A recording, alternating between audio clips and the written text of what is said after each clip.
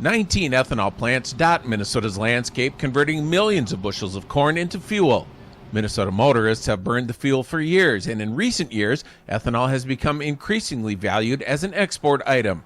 15 Middle Eastern and African government officials and ethanol buyers came to Minnesota to learn more about the ethanol value chain from field to fuel. They started out at the Global Ethanol Summit in Washington, D.C., where they're trying to learn about opportunities through policy and then also the physical plant, how that works with being able to get ethanol into their marketplace. Ethanol has been the fastest growing U.S. agricultural export for the last 10 years, according to the U.S. Department of Agriculture's Foreign Agricultural Service. In 2018, U.S. ethanol exports totaled more than 1.7 billion gallons, equal to about 609 million bushels of corn, valued at $2.7 billion. Much of the demand came from oil-producing regions like the Middle East. We had the Paris Climate Accord. That's really driven a lot of these countries to meet the climate mandates. And one of the easiest ways to reach that is through ethanol.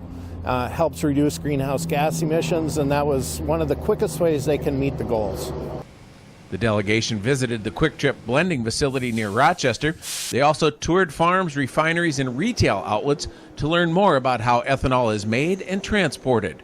Yeah, it will be interesting for them to see all the value chain from corn to the ethanol for this delegation, and to understand very well how ethanol is produced, how it's blended, and how it will use it for the engine and for the cars. From Minnesota corn standpoint and national corn, we've set new records in ethanol exports over the past 3 years, and we can continue to see that being driven by mandates to reduce petroleum use. And so as we see mid-level ethanol blends continue to grow, we see more ethanol exports.